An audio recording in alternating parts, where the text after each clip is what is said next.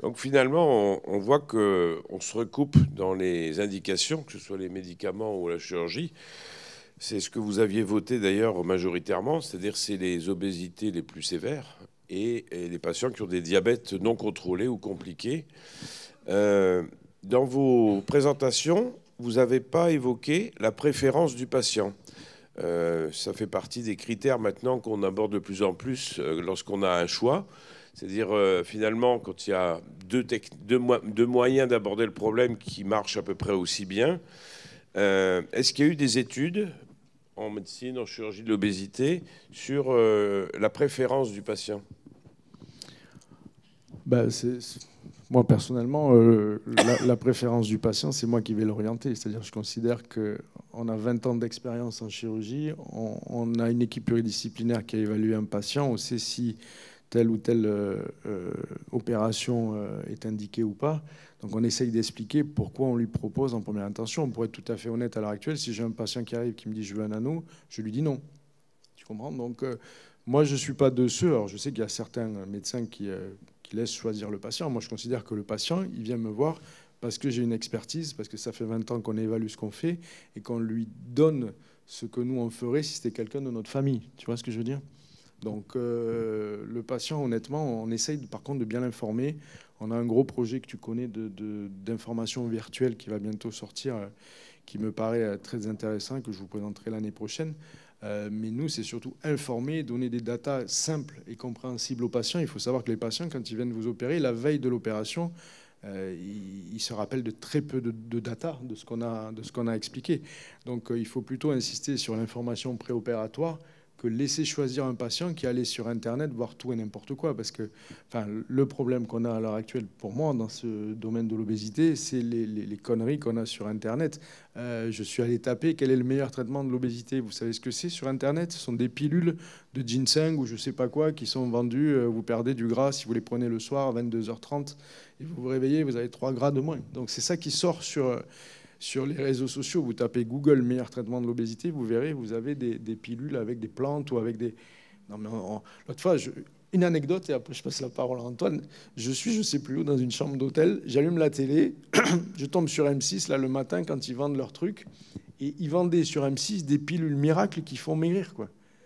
Non, mais on est où, quoi? On essaye de se battre, nous, en expliquant qu'il n'y a pas un axe, qu'il y a un axe pluridisciplinaire avec le nutritionnel, l'activité physique, la psychologie, le social à combattre. Et à M6 le matin, avec un taux d'écoute qui doit être assez extraordinaire, on fait croire aux gens qu'en mangeant 2 pilules au curcuma, je sais pas quoi, là, mais je rêve, quoi. J'étais fou, quoi. Donc voilà, j'ai fait un ulcère, mais je suis sous traitement, tout va mieux. Oui, sur la vie médicale. Non, moi, quand je finis mes consultations, mes premières consultations d'obésité, je présente à la personne l'ensemble du panel des actions qui me semblent indiquées pour lui. Donc, ça peut être le traitement médicamenteux, ça peut être, bon, il y a les programmes d'éducation thérapeutique, ça peut être le séjour en SMR, ça peut être la chirurgie. Et après, je lui donne mon opinion personnelle sur l'ordre dans lequel je vois ces différentes interventions. Donc, c'est discuter avec la personne, mais toutes les options lui sont présentées.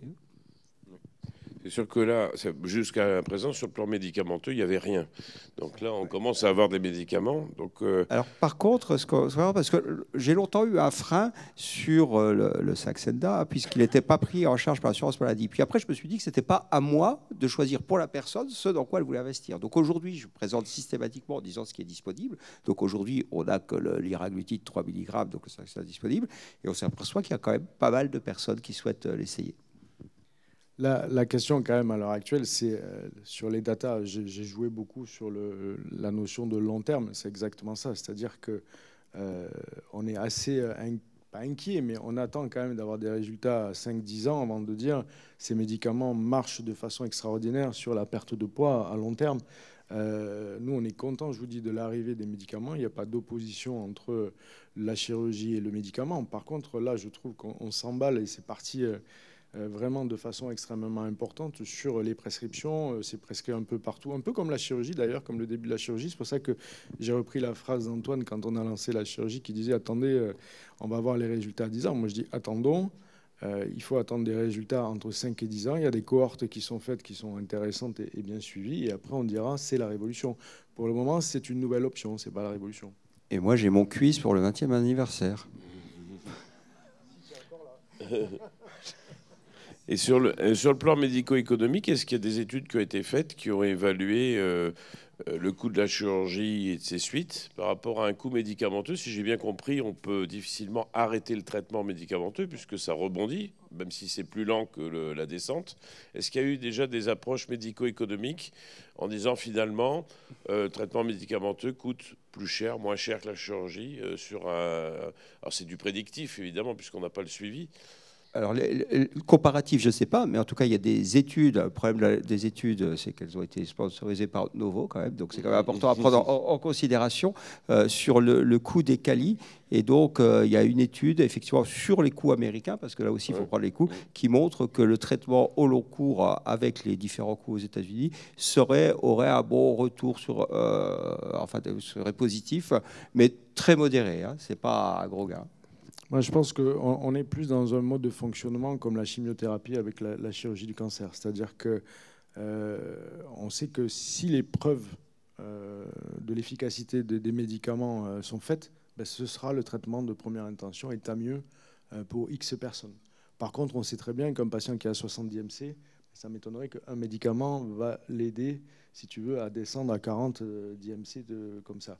Et le problème socio-économique aussi, ça va être un choix du patient. C'est-à-dire que est-ce que l'État, où les caisses sont totalement vides apparemment, d'après ce qu'on entend, va pouvoir payer pour 18% de la population, voire plus, parce qu'il y en a qui vont les prendre pour le surpoids, va pouvoir payer 3 600 € par an, versus 3 600 € une fois pour une opération. Tu vois. Donc c'est vrai que le niveau socio-économique sera à prendre en compte, mais de toute façon, ce sera le patient là qui choisira.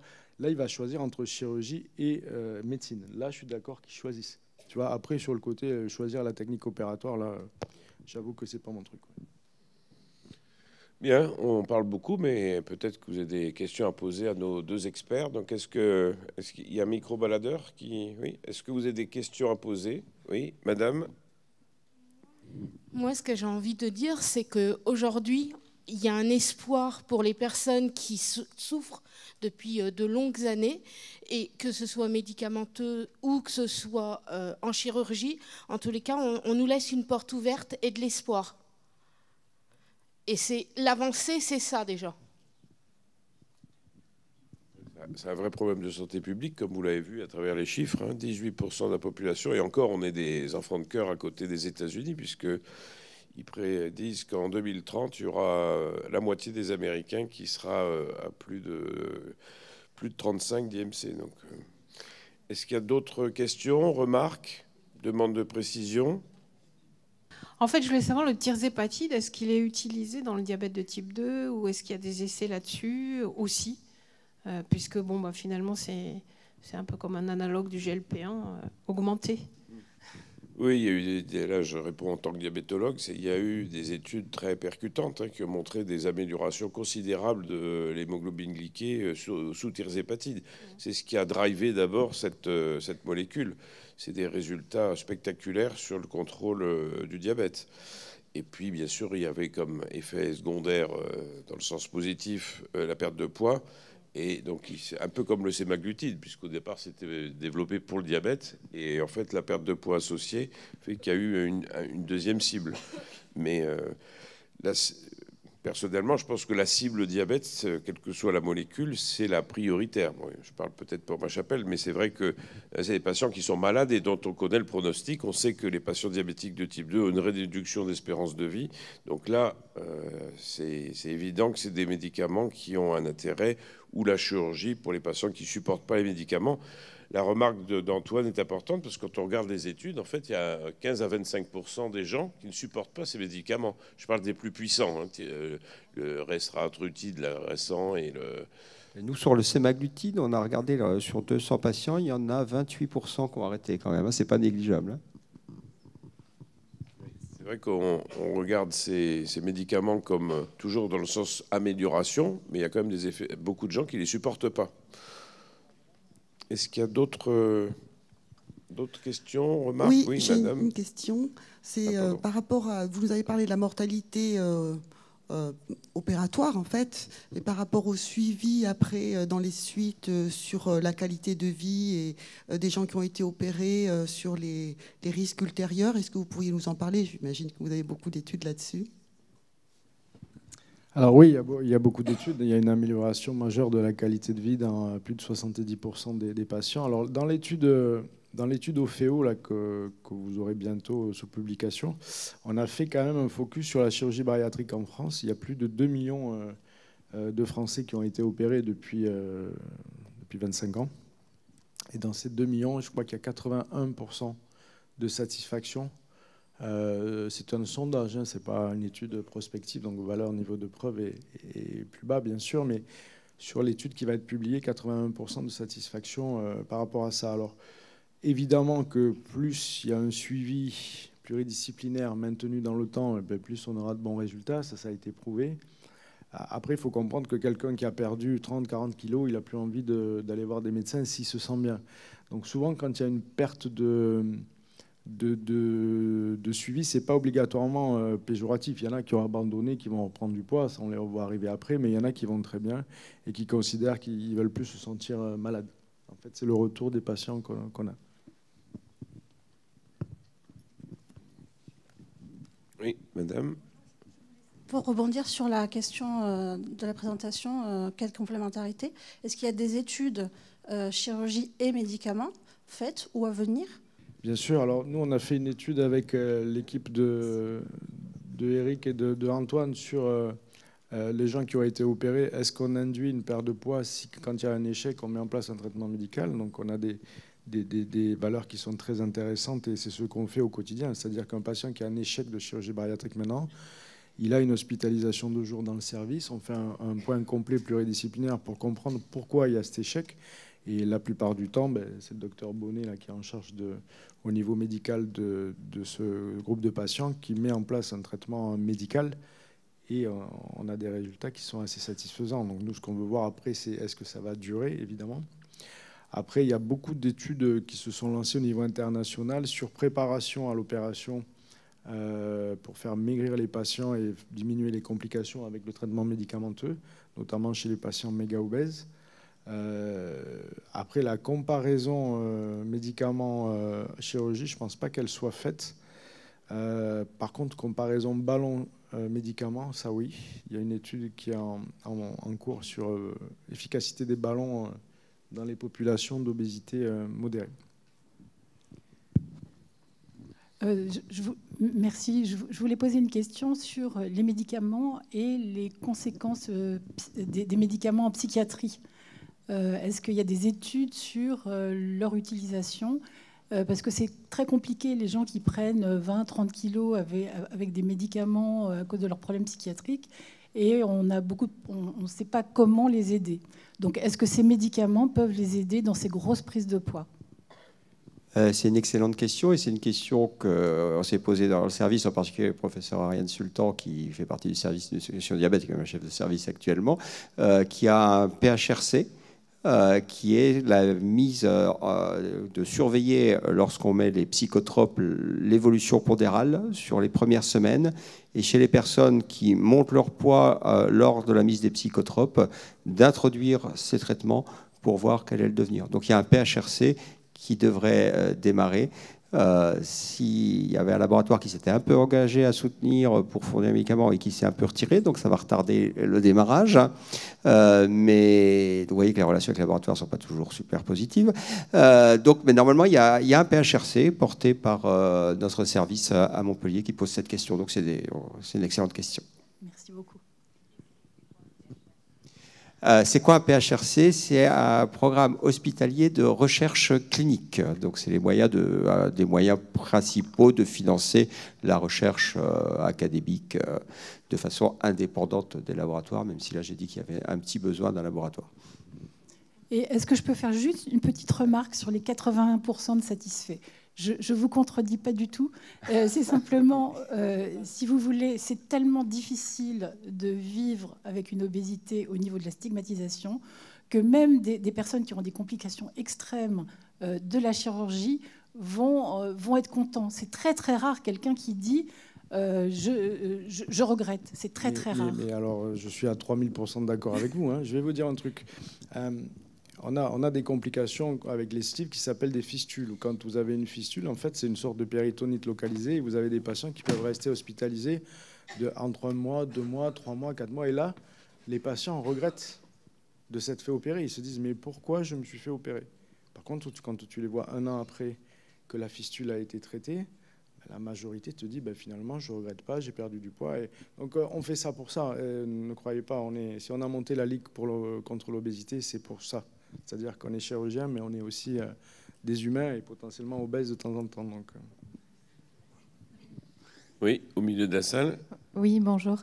Moi, j'avais une question. On n'a pas parlé d'âge minimum. Est-ce qu'il y a des perspectives pour les médicaments pour les enfants, par exemple, s'il a 16 ans avec un IMC à 50, est-ce que les médicaments peuvent être proposés? On va laisser Claire, qui est pédiatre du CSO, répondre. Pour l'instant, ça n'est pas vraiment acté dans les faits. On peut en discuter et on en discute nous-mêmes à l'occasion de RCP sur des situations comme celles que vous évoquez. Après, il y a de grosses inconnues scientifiquement, en plus de ce qui a été exprimé par Antoine tout à l'heure sur les effets secondaires de ces médicaments, sur l'os en particulier, puisqu'on va intervenir à une période de la vie où souvent l'os n'est pas encore constitué complètement et l'ostéoporose risque d'être un réel problème dans l'indication de ces médicaments-là. Après, dans les pays qui utilisent ces traitements dans ces tranches d'âge-là, évidemment, les résultats sont un peu similaires en termes de perte de poids de ceux qu'on a évidemment évoqués tout à l'heure. Après, donc il faut aussi accompagner, et il faudra accompagner, et les traitements, quand ils vont être mis en place, ils le seront certainement, de manière encore plus active sur effectivement les effets à long terme, etc. Mais la préoccupation essentielle aujourd'hui, en plus des résultats ou des éventuels troubles digestifs qui existent et qui mènent parfois aux arrêts des traitements assez rapidement, c'est l'effet sur l'os, parce qu'il y a une grosse inconnue à ce niveau-là. La littérature est assez nourrie aujourd'hui. Est-ce qu'il y a d'autres remarques ou questions? Oui, madame. Oui, bonjour. Merci pour ce débat. Je suis psychologue en neurochirurgie fonctionnelle et j'aurais aimé savoir si pour la chirurgie, justement, vous aviez des contre-indications, notamment pour tout ce qui était maladies psychiatriques et ou troubles de personnalité. Oui. Donc, il y a des contre-indications bien connues. La schizophrénie, la dépression non équilibrée sont deux des contre-indications majeures en psychiatrie. Après, on avait fait une très belle étude, c'était le docteur Villain qui avait publié ça il y a quelques années, où on montrait que finalement, les patients qui étaient suivis en psychiatrie avec un traitement bien équilibré avaient un bénéfice d'avoir la chirurgie bariatrique, parce que vous savez que c'est un peu le serpent qui se mord la queue, c'est-à-dire que les psychotropes, notamment, font prendre du poids. Quand on prend du poids, on est encore plus déprimé, et puis voilà, ça enchaîne comme ça. Donc c'est vrai que dans certaines indications, avec un avis éclairé psychiatrique, on peut proposer la chirurgie bariatrique, oui. Bonjour à tous, je suis Marta Silvestri, je suis un chirurgien digestif et je suis d'accord et je pense que les médicaments sont un très bon outil pour l'obésité, comme dans la proposition en fait, qu'on fait à notre patient quand il vient dans notre consultation. Comme le disait le professeur Avignon et Renard aussi, c'est très important de proposer en fait, tous les outils qu'on a à disposition.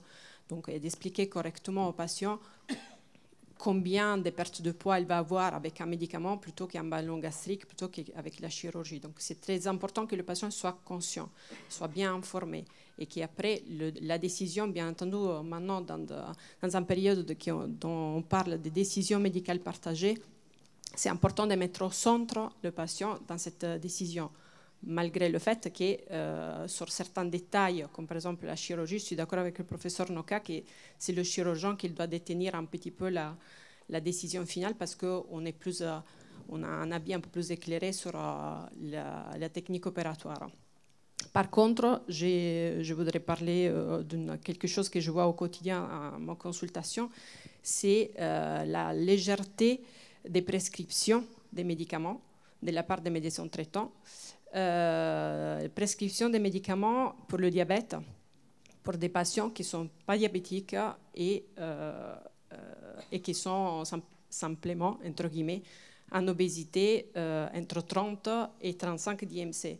Je pense qu'il faut faire très attention, être très vigilant et même de faire passer le message aussi aux pharmaciens, d'arrêter de dire aux patients pourquoi vous avez le Saxenda, demandez à votre médecin de vous prescrire de Victoza ou de l'Ozempic parce que ça marche mieux. Donc voilà. Je ne sais pas qu'est-ce qu'on peut faire dans le futur, mais faire très attention à ça. Voilà. Ça contribue à la pénurie actuelle des médicaments, même si l'enquête nationale a montré qu'en fait c'était très faible par rapport à certains pays. C'est vrai qu'on a tous des exemples de patients non diabétiques qui prennent ces médicaments pour un excès de poids relativement modéré, mais ça contribue à la pénurie actuelle et au fait qu'on a du mal à avoir ces traitements pour les patients diabétiques. Donc c'est vrai que là, nous, on peut faire une police morale, je dirais, mais la police vraie, c'est l'assurance maladie qui doit contrôler les prescriptions. Et s'il y a des médicaments prescrits pour les diabétiques et des gens qui ne sont pas en ALD pour le diabète, c'est sûr que ça doit être visible quand même par l'assurance maladie.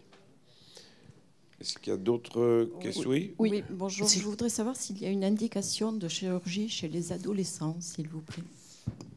Alors, donc là, il y a un rapport de la Haute Autorité de Santé qui est sorti il y a quelques années où la chirurgie bariatrique est potentiellement possible chez des patients de plus de 15 ans avec un suivi spécifique pédiatrique, pédopsychiatrique à adapter après échec de prise en charge multiple, évidemment.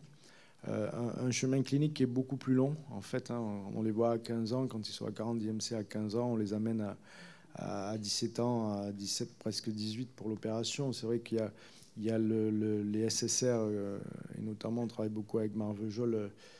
J'ai vu qu'il y avait le directeur par là, avec les écureuils où les enfants sont préparés. Il y a l'Institut Saint-Pierre aussi à Palavas qui travaille là-dessus. Donc il y a une préparation longue, mais c'est possible. Et ça marche bien. C'est-à-dire qu'il faut bien comprendre que la chirurgie, les meilleurs résultats sont retrouvés chez les patients les plus jeunes. Pourquoi? Parce que quand vous êtes jeune, vous pouvez changer votre mode de vie. Quand tu fais une sleeve à un gamin de 20 ans, enfin je dis gamin, 20 ans, un adulte de 20 ans, le résultat, 93% de réussite. Quand tu fais une sleeve à une patiente de 60 ans, là tu tombes à 60%. Pourquoi? Parce que physiquement, tu as les articulations abîmées, tu as déjà un mode de vie installé, tu as la vie qui t'a quand même bien abîmé. Donc voilà, moi je pousse beaucoup pour la chirurgie chez le jeune. Ouais. Donc je voudrais remercier la dame au premier rang là, qui a parlé de la susceptibilité des personnes obèses à supporter des complications par rapport à la stigmatisation et effectivement aux difficultés de vivre quand on est surtout une femme obèse, puisque je ne sais pas si mes chiffres sont encore bons, puisque je suis ex-endocrinologue, mais 80% des femmes sont opérées, enfin, chez les opérés, il y a 80% de femmes, beaucoup moins d'hommes. Je ne sais pas si c'est toujours le cas. Ça s'est un peu équilibré avec tout le reste. Donc vraiment, je trouve que c'est une remarque extrêmement pertinente. Et ce n'est pas parce que les femmes sont susceptibles d'endurer beaucoup de choses qu'il faut peut-être forcer la dose là-dessus. Ensuite, j'ai beaucoup travaillé en psychiatrie pour des raisons personnelles et voilà, pour pas nommer, enfin bref. Et donc les complications psychiques, les suicides, l'addiction, aux médicaments, y compris, j'ai travaillé à Stella pendant 21 ans. J'ai vu des gens perdus de vue de l'obésité en quantité. J'ai toujours dit ce serait très intéressant de faire une étude là-dessus. Bon, ça n'a pas intéressé qui que ce soit. Mais je voulais savoir qu'est-ce qu'il en était de ces complications psychiques, addictologiques, etc. D'autant que les problèmes avec la drogue en ce moment sont très importants.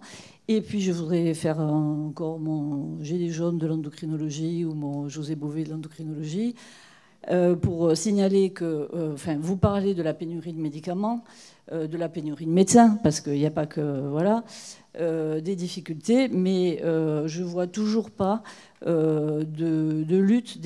Alors après, on ne peut pas être au four et au moulin, mais il y a beaucoup de médecins à l'Assemblée nationale, etc., de lutte contre l'incitation à consommer, contre la publicité d'une agressivité extraordinaire.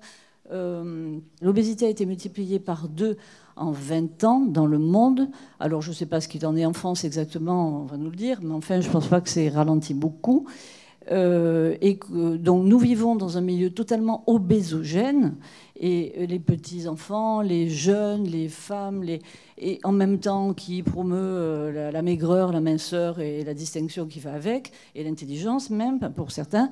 Donc voilà, je trouve qu'on est toujours très très mal barré dans ce monde-ci, et que ça serait bien que tout le monde... Enfin, je ne sais pas, moi il me semble que courir après l'augmentation de l'obésité, avec des médicaments, des très bons médecins, des chercheurs, etc., j'ai tendance à me dire que c'est un peu peine perdue. Alors évidemment, ça rapporte de l'argent à des groupes, à des quantités de choses, ça fait avancer la science, on va peut-être aller sur Mars, etc. Mais on est en panne quand même, et dans la souffrance. On ne quitte pas la souffrance. Oui, tout ça, c'est des remarques pertinentes, on sait bien, hein, mais on est dans un monde tel qu'il est, et là, ça dépasse complètement le débat d'aujourd'hui, hein, c'est-à-dire c'est un débat effectivement culturel, pas que les gilets jaunes, mais c'est effectivement, on devrait tous manger mieux, faire plus d'exercice.